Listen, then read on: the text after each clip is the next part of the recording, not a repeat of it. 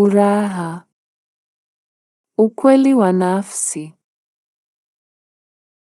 Tunapotafakari kwa makini kuhusu nafsi ya mwanadamu, tunatambua kwamba athari za hali ya nafsi zinaonekana katika mienendo na shughuli zote za mtu wa nje.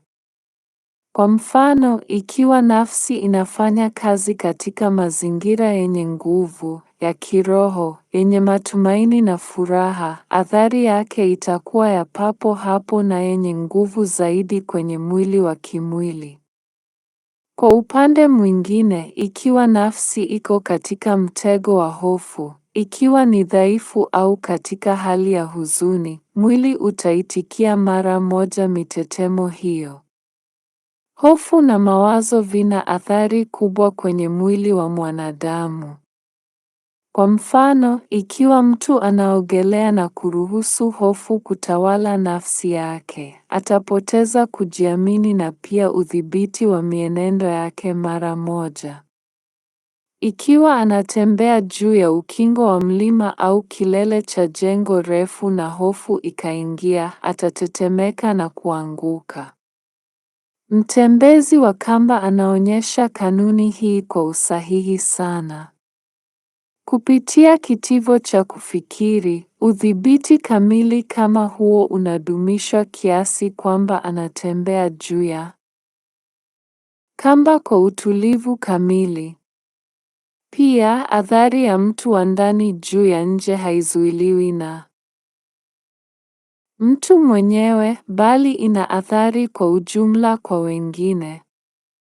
Kwa mfano, ikiwa mtu anaanza kupiga miayo kutokana na uchovu katika kundi, wengine watafuata mfano wake hivi karibuni, au ikiwa amejaa uchangamfu na furaha, atawavutia wengine walio karibu naye.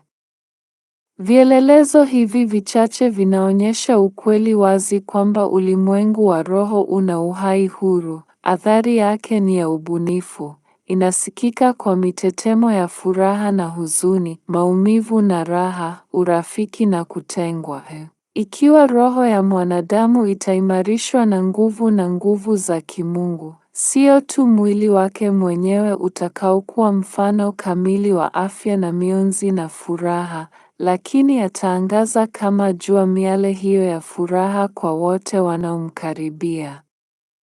Abdul Ba. Kinachotufanya tufurahi. Heri mtu ambaye ameelewa kusudi la Mungu katika chochote alichokifunua kutoka mbinguni mwa mapenzi yake, kinachoenea katika vitu vyote vilivyoumbwa. Bahul. Zishike amri zangu kwa upendo wa uzuri wangu. Heri mpenzi ambaye amevuta harufu ya kimungu ya mpendwa wake mzuri kutoka kwa maneno haya, yaliyojaa manukato ya neema ambayo hakuna ulimi unaweza kuelezea.